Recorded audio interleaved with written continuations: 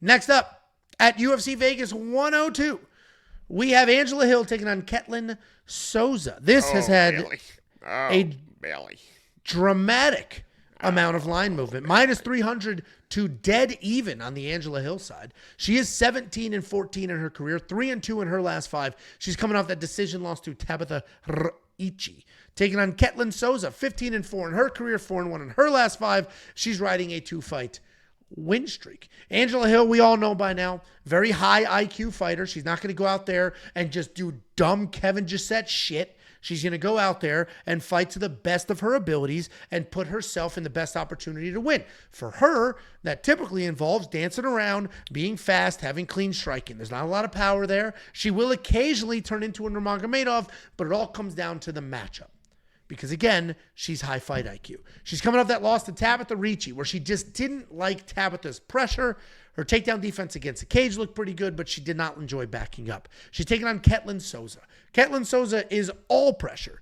She throws big, heavy strikes. She'll try to mix in a takedown or two here and there. Everything she does is big. Big kicks, big punches. She'll crush you with elbows. She's always looking to do damage.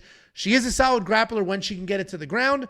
She does rely on strength, though, instead of technique. She just sort of to the ground. Angela Hill, in this fight and every other fight that she's in, can play spoiler. She's very talented. She's got all the experience in the world. She's still pretty fast. Like, she's not the youngest person on the roster, but she's aging well.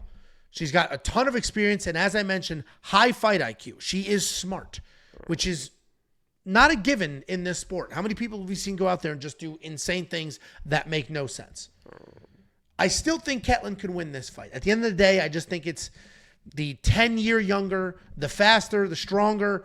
I think that's going to make the difference. Ketlen Souza is just all nonstop pressure, and I think all that pressure is just going to back up Angela Hill, have her a little frustrated, have her against the cage. I think Ketlen Souza wins this fight. I picked her when she was plus money.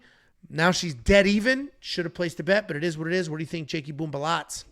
Yeah, this is going to be a very easy breakdown. Is Angela's Hill activity going to overcome the bigger moments from Ketlen Souza, right? Is Angela Hill going to be able to kind of blitz this girl and almost do what she did, what Tabitha Ricci did to her, just kind of hold her against the fence and kind of use that veteran savvy? Because Ketlen Souza, too, you know, she will walk forward, but she is not like a crazy pressure type girl. Nobody's really kind of matched her pressure except for, you know, the person that did got knocked out. So it is always I guess knocked down and then submitted. But there was always a threat for Angela Hill. But she's such a durable girl. It just feels like she might be able to just kind of walk through the big shots, get to the clinch, get to the activity, try to threaten takedowns of her own, because we know Ketlen can be taken down in her own right. So it comes down to bigger moments versus activity. If you think that Souza's going to have the bigger moments, you know, you take her to win. If you think Angela Hill's going to have the activity, you take her to win. It's 50-50 either way at this point. Me, I'm going with the fucking Brazilian. I like Angela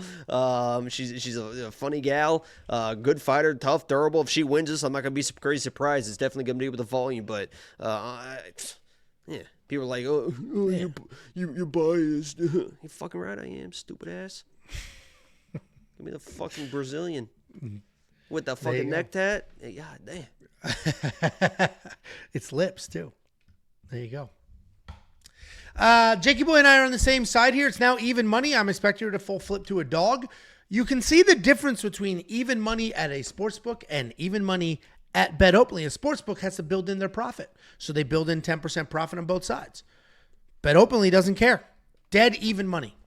Dead even. Both sides of this are literally dead even.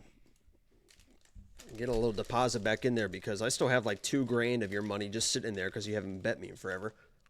Because you just took it all.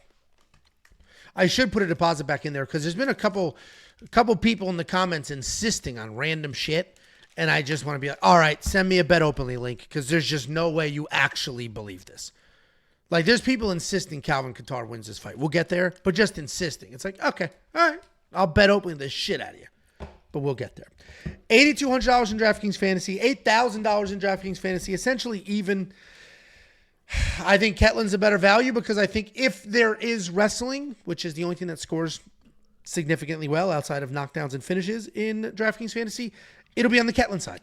So I think if you're going to throw one in there, it should be Ketlen Souza because of the grappling upside. If you do want to unlock all the picks, the bets, the tools. If you care about DraftKings Fantasy in any capacity whatsoever, no matter how big or small, I promise you, we quite literally have the greatest DraftKings Fantasy offering on the planet with the event simulator, the best ownership projections on the planet, the optimizer, the Slate Sleuth articles. All of that is included in everything we do. We also give you my bets, Jacob's bets, Bet Sam's bets, the round line leads, everything. WeWantPicks.com, click become. It's $10.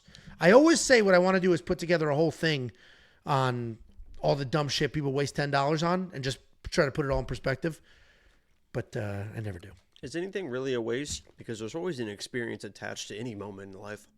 I would say after every meal I have, I go, what a waste. Almost every single meal. What a waste. As soon as I'm full. My post-nut clarity is after a meal is when I'm like, ugh.